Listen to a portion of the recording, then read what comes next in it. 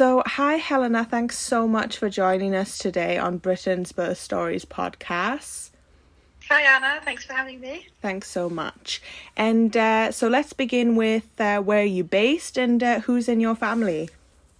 So I'm based in Bristol, and I'm married to my husband Chris, and I have a daughter who's 8, who's nearly 9, she's called Jessica, and a 6-year-old daughter called Rafaela. Oh, that's wonderful. And are you currently working? Do you have a specific profession? Yeah, I have. I work part-time as PA for my vicar at my church, and that's, admin role. And then I'm also working as a doula as well. Oh, wow, how wonderful. Okay, I'm sure we'll get into that later on. But for now, let's go straight into it and let's talk about your first pregnancy. So how did that come about? Was that something you discussed or was that planned? Yeah, so I got married quite young. I was 21 when I got married. And a few years later, we decided we'd like to try and have for a baby. So when I was 25, I had my first baby. So yes, it was planned, and it was quite quick to come about. Mm-hmm. Yes, I think I was 24 when I got pregnant the first time. Oh, wow. And how was that when you found out you were pregnant? Can you recall the feelings or anything that you were thinking? Yeah, I think I was very shocked that it did happen quite quickly, very quickly. So I think, it was within a couple of months, really. So I think there was initial shock because I was sort of, I wasn't expecting it to be so soon. I was prepared for, a year or so. Yeah. Then when it happened quite quick, it was really just shock. But obviously it was planned, so it was also a lot of happiness and excitement for both of us. So yeah. Oh, that's wonderful. And did you know much about birth and even where you'd like to birth, the hospital, your options or anything at that point? No, I knew absolutely nothing. So I was totally unaware about birth. I didn't have many friends who'd had children, so it was all a complete unknown to us. But we did start looking at the different options of where we could have our baby, and we ended up looking. We were living in Bath at the time, and we ended up going to see. I think it was probably through our NCT class that we heard about the different places that we could look at. And anyway, we went to look at a midwife-led unit just outside of Bath called Poulton. Wow. And it was, not near a hospital. There were no doctors there or anything. But as soon as we went in, we just felt like it was the right place for us. And looking around it, we felt like just really like we would like to have our baby here. And fortunately, we're both in agreement with that, and we felt very peaceful, and that's often the way that we make decisions is how peaceful we feel when we do that. So that was that's where we did have our baby. Oh, that sounds great. No, it sounds like you almost walked in and you felt like this is it. When you get that instinct, that's great. It, definitely, yeah. That's great. So now that you had that settled at that point, how was the pregnancy overall for you? Yeah, the pregnancy was very, very smooth. I had no morning sickness. I sometimes felt nauseous, and that feeling of constantly needing to eat. And I was always wanted kind of salty foods and things like that. But generally, it was very, very smooth. I think I had to have a couple of growth scans at the end because I had quite a small bump, but that was never a worry or a complication. It was just checking, which I think is quite common. Yeah. And I remember them saying at one point I had I was slightly on the borderline of not enough fluid. Yeah. Amniotic fluid. So, but it was just borderline, and it wasn't a worry. So I remember, that was the only thing really. And I remember just having those extra scans at the end, and just kind of feeling quite lucky that I got to see my baby again before she was born. So So yeah, all in all, I had a really smooth pregnancy and such a positive experience. So yeah. Oh wow, that's great. And in terms of support, was it just you and your partner, or did you have lots of family and friends, or any other external support for you during pregnancy, or was it just you two? Well, it was just us two. Obviously, I didn't feel like I needed a lot of support because things were going quite smoothly. I had my parents were quite living locally to me, so when we get to, you know, after the baby's born, they were a huge support then. But in pregnancy, no, it was just my husband and me, really. Yeah. Great, that's wonderful. And now, let's get into it. So, can you recall how did your labour begin? So my labour began. It was I was 4 days over past my due date. And I woke up. It was a Saturday morning. I woke up at 9 a.m. And I just had the most amazing night's sleep. I just slept through the whole night. And I hadn't really, hadn't had sleep that good for quite a while. So that was great. And then I just woke up and I was just in bed and I just had this sort of dull pain in my back, my lower back. It didn't feel normal. I didn't normally have that pain, so I kind of thought, what's that? I wonder what that is. And then got up, went to the toilet, and then I saw my plug, my mucus plug. Yeah. I thought, oh, okay, maybe this is something, like this pain in my back. And it wasn't a very big pain, it was sort of a dull pain. And then just throughout, as the morning progressed, the pains in my back just got more intense, and I started to think, okay, I think these might be contractions. And was just at home still with my husband. It was a Saturday and he wasn't at work, so that was really nice that I didn't have to sort of call him home or anything like that. And we just kind of went through these kind of quite intense contractions. I could only really feel it in my back, but it was manageable. I also did have a TENS machine at that time, and that I quite enjoyed having that on and kind of being able to press the buttons when they were coming and feeling like I had a bit of control on it. And then so that was the very start was 9 a.m. and then we called the midwife-led unit at around I think it was probably around 12:30 or something, because they were actually quite close together, but even by then. But it wasn't, the pain was not unbearable. And on the phone, I think I sounded quite calm. Yeah. So, and when I explained that the pain was really just in my back, the midwife on the phone said, okay, well, I don't think that's probably established labour, but because it's in your back, it could mean that you have a urine infection. Which apparently is where you might feel it if you have that. So they did want me to come in at that point. Wow. But because of that, not really because they thought I was that far on. Yeah. So I think it was about 1:30 by the time we got to the midwife-led unit. And as I walked in, they were quite busy at that time, so we just waited in the waiting room for a while. I was still quite calm, but the contractions were very close together. I can't remember the exact times, but they were the sort of times that you would want to start getting to hospital, I think. So we waited for a while. No one paid us any attention for a while because it was quite busy, and that was fine. And I went to the toilet, and as I was walking to the toilet, my waters broke. Oh wow! So I think that kind of that just kind of pointed me out a bit to the midwives there, as the fact that my waters are broken. And then I think quite shortly after that, I was taken in to be examined, and they examined me to see how dilated I was. But it had been probably after an hour or so waiting. And the first check, they said, "Oh, you're ready to have this baby." Oh wow! I was 10 centimeters.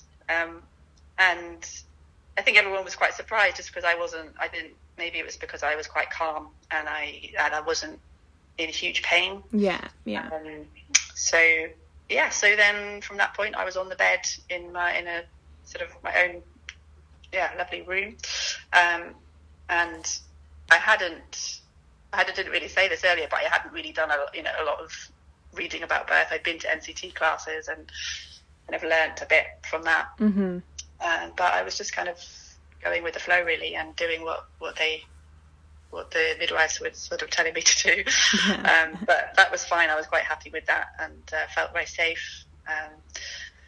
I had actually wanted to have a water birth, but they did they listened for the heartbeat and felt like it was a little bit faint for their liking, so they couldn't hear it very strongly. So they just kept the monitor on me and said, "You need to stay on the bed." Right. And I just accepted that, and I just kind of did what they advised me to do, really. But I did feel fine about that at the time. So then the pushing stage, the final stage, was quite long. It was 2 hours, and that was probably the hardest bit of the whole labour for me. Was just that final thing, just the pushing. I didn't have any pain relief at all. Wow.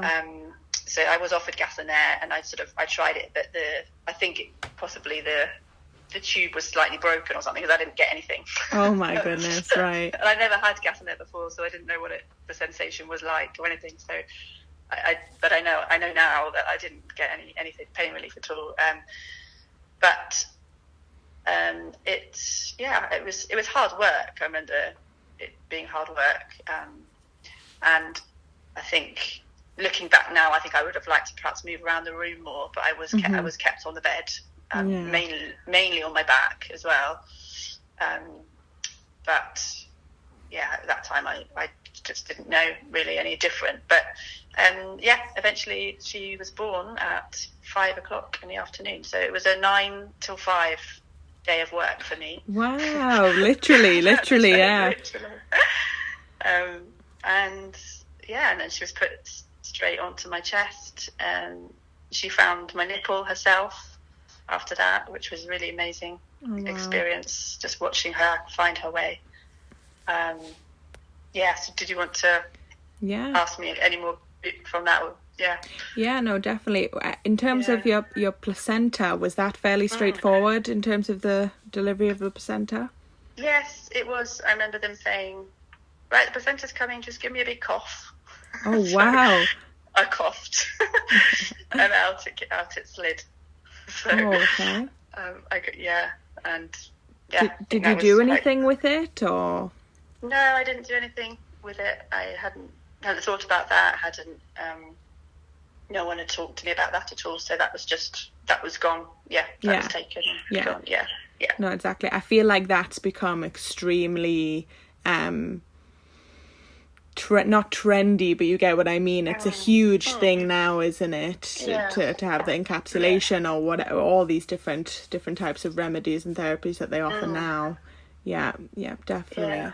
Okay, that's amazing. And in terms of right after you gave birth, did you stay there quite long in the unit, or did you go home? What was the situation? Yeah, so it was sort of 5 in the evening. So I stayed the night there. There was a few other ladies sort of on the ward that night, I remember. And bear in mind, I hadn't lost any night's sleep or anything by then. I just had, a sort of labour that day. So I actually could not sleep at all that night. I had so much adrenaline. So I just remember just being sort of excited and amazed that I actually had a baby. And my baby slept quite well that night. Oh, wonderful. It was just such a surreal experience, kind of being in this place. My husband went home for the night. So I was sort of learning how to breastfeed and things like that. And then I stayed the next day, and we had a couple of visitors, like parents and people that came in the next day. And then it was kind of getting towards the afternoon, and we were planning to go home, because you were only really supposed to stay one night in that place, unless you had any other, a particular reason why you should stay another night. Yeah. But in the end, there was nobody else for that second night in at all. It was only me. So the midwife said, "We're actually very happy for you just to stay another night, because it's better to kind of get ready and go kind of in the morning really, rather than the evening. So wow, yeah. So they just sort of said, if you want to, just stay another night. There's no one else here. And what it meant was that I had a team of midwives to myself second night. Wow. And they said, just, if you want us to take the baby for a bit in the night, just press your buzzer and we'll come. Oh, wow. Yeah, it's like personalised care. I know, they didn't have anything else to do that night because there was no one else in. And I don't think they actually ended up getting anyone. Well, I think some people did come in through the night, but they ended up going back home again before having their baby. So I was very, very lucky that night, and it was really nice just to have that more relaxed time. Yeah. Obviously didn't have any other children at home or anything, so I didn't have that feeling of really wanting to get home. So I had 2 nights there, and then about 11 o'clock the next morning, we went home.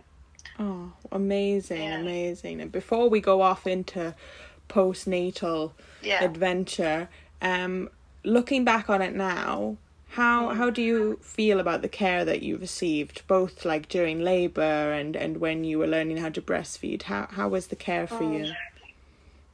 I felt that it was really good for me for where I was at, and at that time I think I really wanted the direction and the help, and I think with the breastfeeding it was just what I needed, and I liked the fact that I could stay in slightly longer just to make sure I was really confident in what I was doing before going home. So I think if I'd gone home too early, I would have been a bit unsure or unconfident of what I was doing was right with the breastfeeding.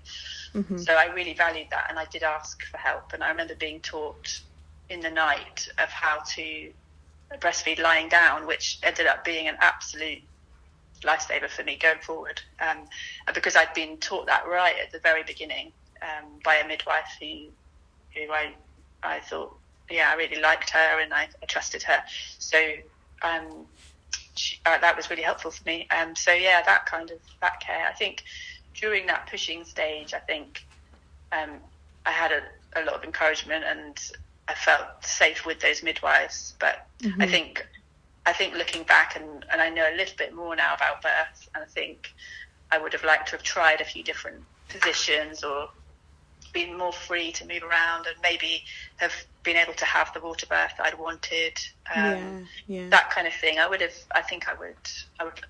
now kind of say, actually, this is the way I want to do it. But at that stage, I was led, but because it wasn't it wasn't a traumatic experience at all for me. So I'm sort of okay with the experience I had at the stage I was at. And it was still a very positive experience for me, thankfully. That's great to hear as well, especially considering you were younger and it's the whole first pregnancy and birth. So no, that's really great to hear. Yeah. So in terms of feeding, how was that journey like for you? How did it last long? Did anything come up? Again, I had a very good experience with breastfeeding. So as I mentioned, I really knew that breastfeeding was something that I wanted to do before I had my baby, and also I'd heard a little bit that if you can get feeding starting off well, then it just really helps with everything. And thankfully my milk came in, I think, as it should, that sort of day 3 feeling of the milk coming in definitely happened, and I always had a big supply of milk. I always had way too much milk, so that helped me, I think, get going with it. My daughter had a good latch and never had any issues there.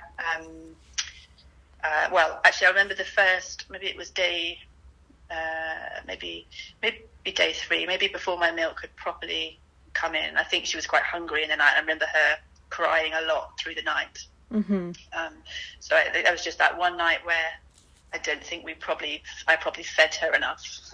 And so there was I remember a lot of crying that one whole night. But once we got past that stage, it was much easier, very straightforward. And I always made sure that I used lots of different positions with feeding, and I was quite terrified of getting mastitis. I did not want that, so I would kind of make sure I used lots of different positions, which I don't know if that helped, but I never did get mastitis, so it could have done. Wow. And so we carried on until I stopped breastfeeding her when she was 10 months old. Wow. And it was my decision. I felt like it was kind of drawing to an end. She wasn't really asking for it anymore. Yeah. She was having a bottle. I'd always sort of expressed a bit. I only ever had a little hand pump, so I expressed if I needed to, or whatever. But I wasn't working. I didn't ever need to express a lot, and so we just So at 10 months old, I remember thinking, I think this is probably the last time I'm going to do this, the last feed. And she never asked for it again, or didn't seem that bothered. So I think that was the right time for us. And in terms of postnatal life, how was that for you personally, as in the first few weeks, the first few months? How were you during that time? Yeah. Well, I generally very well, I think. I think during the first 2 weeks, I was quite surprised at how I felt towards my baby, and I would say that what I learned was the bonding process was different, I think, to how I'd imagined. So basically, I wouldn't say that when she was first born, I didn't have that feeling of I don't know. I think I'd heard people say, "Oh, I just had this love for my child the minute she was born," or this overwhelming sense of love for her. And I didn't have that, and so I think it was probably when she was 2 weeks old that I would say that I really felt that. And I think for me it was bonding, and it was also just getting to know her, which I suppose that's what part of what bonding is. Yeah, of course. Getting to know this new person, and although I know you can partly do that when they're in the womb still, I think for me it was really getting to know her after she was born that enabled that sense of bonding and love just to really come. So I remember feeling that, is this normal, or is this right? And then just that sense of relief after 2 weeks that actually, no, it is there. It was just I didn't know her yet. And I hadn't spent time with her yet. So that was one thing I remember. But generally my health, my mental health and everything was very good. I had lots of support. I had my parents lived locally, and every Monday afternoon they would come and take her out for a little walk in the pram while I had a nap, which was just lovely to have that, to know that I had that time and that space where I could just sleep. And rest. And then we were part of the church, and for 2 weeks we had meals brought around to us, which was amazing, a lovely thing, amazing support. But going forward postnatally, it was very, very positive and smooth for me. That's great to hear. And was there a certain point where you felt, okay, I think we might want another baby, another child, or was that decided for you? Or that was our decision. I think I remember once my daughter was 10 months old, I thought, okay, if it happens now accidentally or whatever, I would be okay. But before that point, I could not imagine having a second one, and how you could look after two little people at the same time. It was just beyond my brain. But once I got past the 10-month point, I thought, okay, no, I can see how people have further children now. And then I remember my contraception was the implant in the arm. Oh, right, So that was what I was using at that time, and had it taken out. And that very month I got pregnant with the next one. Oh, wow. It was a bit of a shock at how quickly it happened. So there's a 2.5-year gap between the two of them. So exactly 2.5 years. Wow. Yeah. And does that show? Are they really close or? Yeah, they are really close. I think they're quite different, but it's been a good age gap. I think that in the way that they play together, yeah, and they get on well. So, yeah, we're very happy with how that worked out. Wonderful. And how did you feel when you found out you were pregnant and you still had quite a young child as well? Yeah, I mean, I think the fact that it was more than 2 years, I think I'd my own siblings is a similar age gap, and same for my husband as well. So sort of 2 years or more felt okay to me. And so, yeah, it felt very natural. Yeah. Wonderful. And how was this pregnancy for you? Was it different in any way, or? I think life is very different when you have a toddler. From when you don't have one. So it was different in the fact that I didn't have a lot of time to think about it, or rest or anything like that. But again, it was a smooth pregnancy without complications, so that made it easy in its way. It just sort of like happened itself. I remember towards the end I had a bit more pain around my pelvic area, and was often playing on the floor with my daughter, and which probably didn't help it that much. And I remember walking was quite painful right by the end. So I didn't end up going to physio or anything like that. I did wear a sort of band to help a bit. But yeah, that was probably, again, I had a small bump. I was measuring small. So I had some extra growth scans for that, which they weren't worried about either. So I think I just probably naturally have a smaller bump. But yeah, again, it was similar to the first one. Really just a pretty straightforward pregnancy.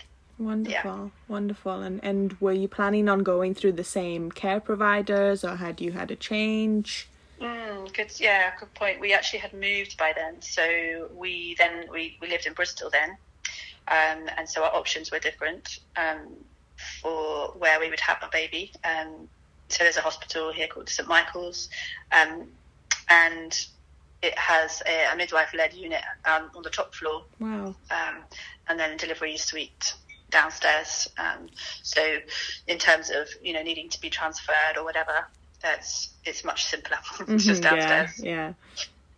So that was quite an easy. That was the only place we looked at, and the rooms upstairs were just really lovely, and we felt like that was the right place to go. So yeah, that's where we had her. Great. So let's get back into it. How did it all begin? How did labour start with her? Yeah, so the first. So she was 5 days past the due date. Right. So it's similar really to the first time. And again, it was I woke up in bed with that same dull lower back pain. And I thought, this is familiar. And it was funny because I think it was about 4:30 in the morning, and at that point our daughter would come into our bed every night. We'd just been trying to get her used to a little toddler bed, and she'd come in and she would be in our bed quite a bit of the night, pretty much every night. So, and I remember when I woke up, my husband had just got up and had just carrying her back to her bed, and so when I first woke up and realised that I had that back pain, he wasn't in the room. He was next door with her, and thankfully she settled and went and carried on sleeping in her own bed, which was really good timing. Yes. And so then he came back in, and I said, I've got a bit of a back pain, which obviously he thought, okay, this could be it again. So yeah, and then very quickly it intensified, just similar to last time, but quicker. All right. So we had a plan in place. We had a friend who lived nearby who we were going to call to come and look after our daughter, because our parents were just that bit further away, but she was very close. So we thought to get her to come in the first place, and she always had her phone on in the night and everything. So, and she was actually my daughter's godmother, so she's very happy with lovely. her and everything. So it was nice, yeah. So by the time between 4:30 and 6:30 a.m., the contractions had intensified enough that we actually needed to leave at 6:30 a.m. to go. So it was quick. So she arrived, and we left at 6:30. Went straight into the midwife-led unit. And again, I think I was generally calm, and I can't remember if I had a TENS machine or not for the second. I don't think I did, but I can't actually remember. And I remember having an app on the iPad of kind of measuring the contractions, and I found that quite helpful, and seeing how far apart they were and that kind of thing. Yeah. But anyway, yeah. So we arrived. Luckily there was a room available, a lovely big room available straight away. So we were put in there. And I did really want a water birth this time, so I asked them to run the water, and the midwife said, no, we won't do that yet. But I'd already started to feel like I needed to push. So I think I said to her, oh, well, I won't be having a water birth then. And anyway, so I think they left us alone for a little bit, just because, yeah, that's what they did. And I said to my husband, I really do need to push now. And so when she came back in, I said, please, can you run the water, because I want to get in the water. So she did. And they didn't ever examine me, I don't think. But I did. I just told her I need to push. And so once the water was ready, I just got in. I started pushing. And wonderful. It was. I was only in there, I think, 15 minutes. Wow. And she was born, yeah, in the water, which was amazing to have experienced that, having not been able to the first time. Yeah. And I was sort of just kneeling in the pool, and when she was born, she sort of, I remember the feeling of it, she sort of like bobbed up behind me. She didn't come up the front way, she kind of went up to the back, up to the surface, and the midwife actually caught her and sort of passed her back to me. And then I climbed out to the bed holding her. But yeah, so it was fast. So she was born at 7:45 in the morning. Wow, that is fast. 7:45. And then so then I was just in that room for that day, and at 2:30 p.m. or 3 o'clock, we went home, and we had tea with my daughter and our new baby. And then it was the evening. Oh, that's amazing. Do you feel like the water had an effect on the amount of time you spent pushing, or do you just feel like it had more to do with second pregnancy or your body? Yeah, I hadn't really thought about that, actually. It's a good question. I think possibly the water. I was only in there 15 minutes. It would be interesting to know how long it would have taken if I was just on the bed. Yeah. But yeah, I wonder whether it did make me more relaxed, possibly, and just helped that pushing stage a bit. Yeah. Yeah. That's amazing. And in terms of care, because you've obviously had two different environments, two different places, how was the care for you, in your opinion, looking back on it now, being at this new unit? I think the care was very good. I was in both places. I didn't know any of them before I arrived that day. I'd never met any of the midwives because they hadn't been my local ones.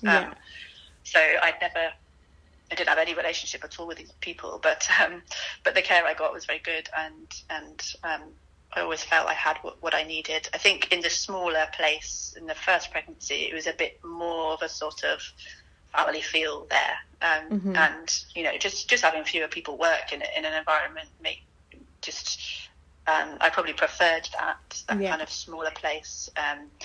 And being in a much bigger setting it was a large hospital where I was a bit more kind of coming and going, different people each time, and so I naturally just probably preferred being in the smaller kind of local little place. But in terms of the care I got, it was always what I needed, because I didn't have any big issues or complications. Then I suppose things were pretty straightforward for me, which helped with all of that. Yeah. Wonderful. Yeah. And in terms of feeding, how did that go? How was it established, and how long did you stay at it? Yeah, so the feeding, again, it went very well. This my second daughter was much more of a clingy baby. She wanted to be held the entire time, and feeding was a part of the comfort for her, and being close to me was just what she wanted 24/7. Right.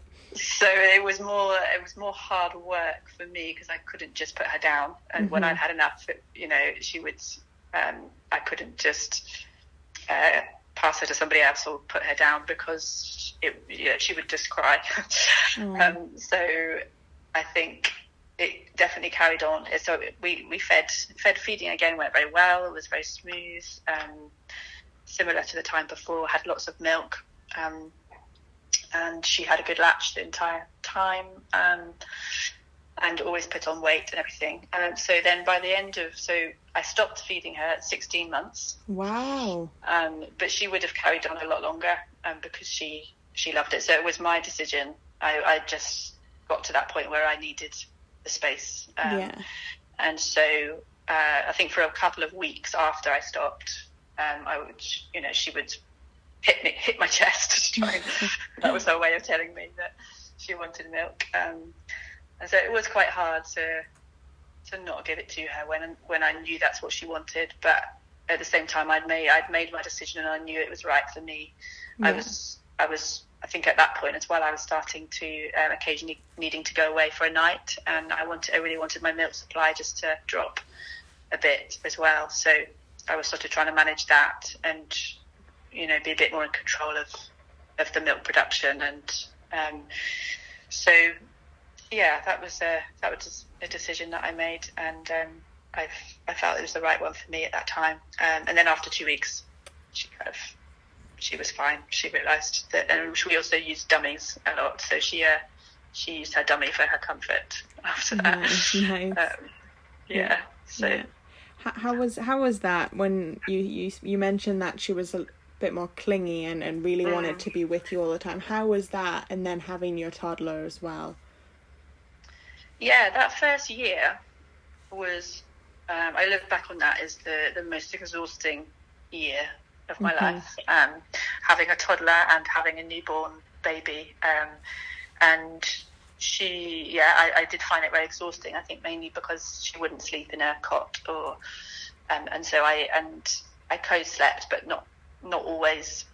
I was a bit more reluctant to have her co-sleeping with me. So it wasn't always because I wanted to do that; it was because she wanted to do that. And so it was.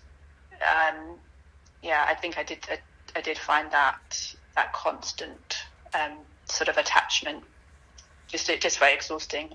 And having a toddler and wanting to go out and keep her occupied and entertained and busy and going to groups and activities and things I felt I wanted to do and was important for her, and it was helpful for our getting through the day as well, to have those things. So I'd do lots of things, but I remember being very tired and not having any headspace at all, and people asking questions or how's this going, whatever, and I just thought, I have no idea. I haven't thought about that at all. I don't know. I can't think. So just that kind of blur in your mind. For that, I just remember that first year being like that, and just also just full of admiration for people with more children than two as well. So. Oh wow! Yeah. Wow. And in terms of support postnatally during that time, did the support that you have change a bit, because obviously you were in a different place? Yeah, I mean, thankfully, Bristol and Bath are neighbouring cities, so they're not too far from each other, and so my parents were still able to support us a lot, which was great. Wonderful. And so I'd have sort of once a week. My dad would come over and look after either both of them or one of them at a time. And so that was always a really amazing sort of consistent support. So his retirement had sort of coincided with me having children, which was amazing. Great timing. I know, yeah. And then, my husband was very supportive as well, obviously. And we left.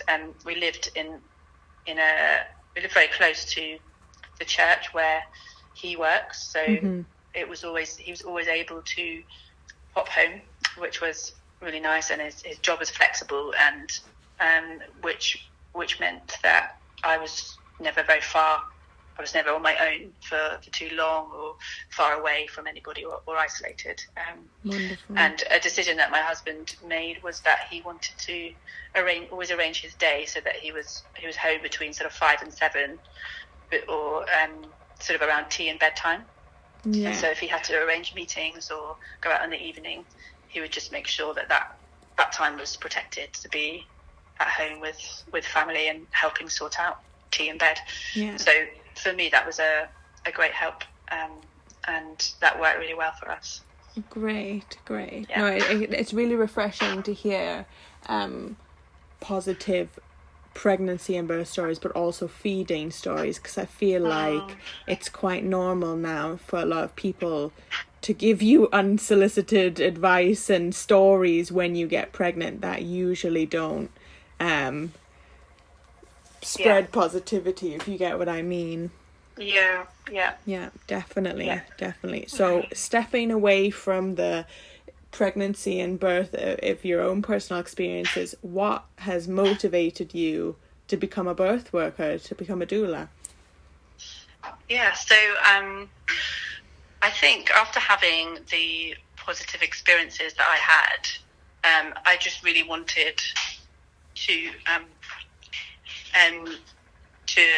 I wanted other people to experience positive births as well, and so I'd heard people talk about difficult births, or using the word trauma when they're talking about their birth stories, and so I became quite passionate about wanting other people to experience positive birth experiences, basically, and to have that. So a friend of mine actually encouraged me to go and explore more about how I could use this passion, and I ended up finding out about a doula introductory day in Bristol, and I think that was possibly it was a few years ago, maybe 4 or 5 years ago, that I went to that day, and the whole time at that day I just felt like, this is for me, this is something I want to do, I want to explore this,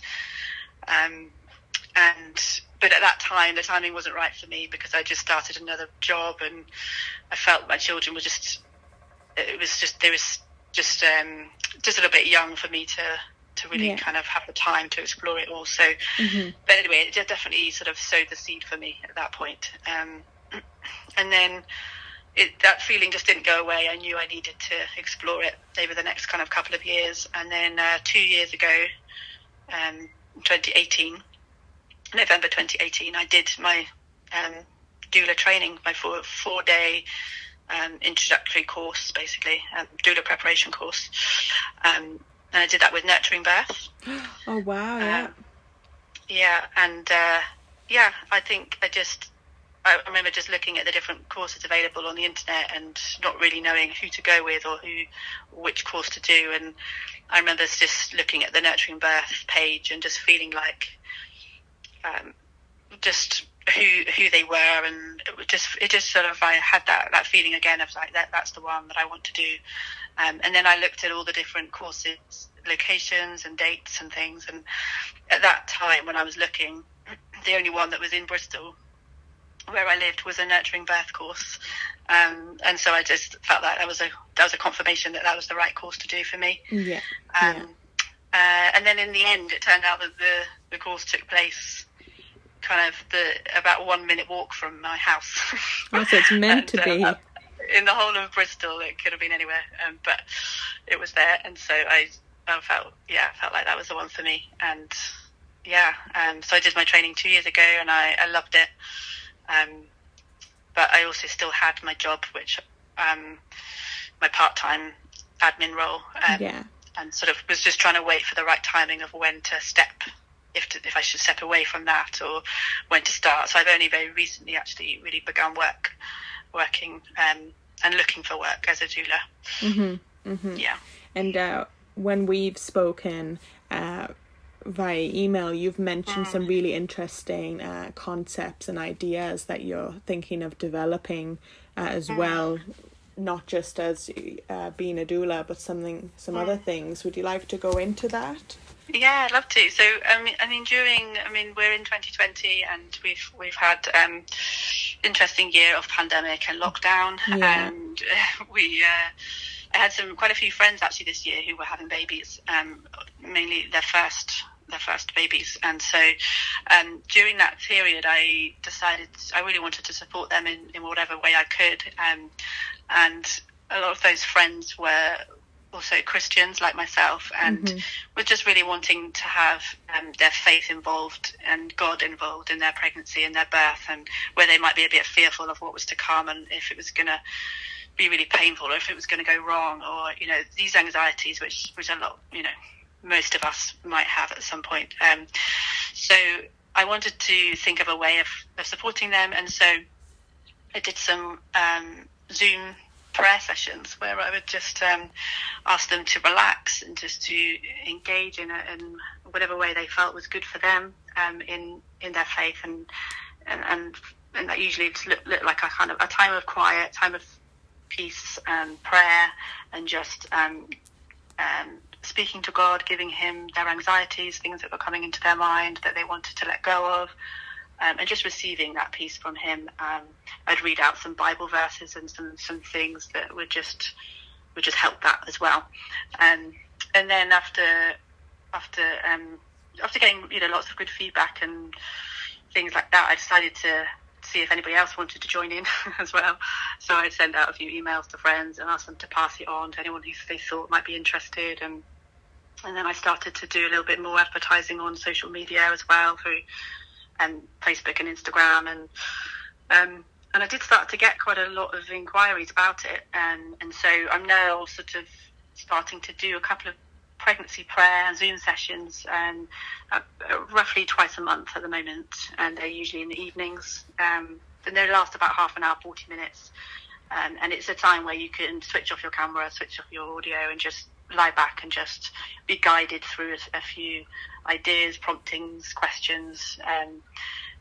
At the moment, it's generally been people who do pray or have a faith in God, or who and kind of already have that context, but it could also be relevant for anybody who just wants that time to stop and think and maybe write some things down, or just reflect a little bit as well. So yeah, that's what I've been doing, and from that I'm just about to start. I've got a little trial session, which is an extended one of those basically, and I'm calling it a retreat morning, and it's on a Saturday morning, and it's going to be 3 hours long, and it will involve some of that I've just mentioned, but also a bit more kind of time to talk in a small group and chat to each other. There'll be some music, and there'll be a couple of videos of some kind of some birth stories and ways that people have involved God in their birth or in their pregnancy, just to watch, and then we're going to do a little kind of creative sort of journaling time, and also everybody's going to be sent a little goodie bag in advance as well. Amazing. So I'm just kind of busy trying to work out what to put in the goodie bag, and things that would just be, could be helpful, encouraging, or a little treat for the pregnant mums that are going to come along. So yeah, I'm starting that in November. We'll just see how it goes. If it's successful, if it seems to work, then I might do a few more. But those are my ideas at the moment, just to kind of put myself out there to kind of, I'm right at the beginning really of my work as a doula. So I'm sort of seeing what I can offer and putting that out there to see if anybody wants to join in, really. No, it sounds amazing, and I feel like you've got the right mindset, and obviously the strong faith and background. So that would be so exciting, and Thank you. obviously when I eventually post this and everybody gets to hear your truth, I'll obviously direct them to your page, and hopefully they'll also participate. Yeah, that'd be amazing. Thank you so much. Yeah, thank you. Thank you so much for sharing today. It was really, really valuable and refreshing to hear your type of perspective. Thanks for having me, Anna. No, thank you so much.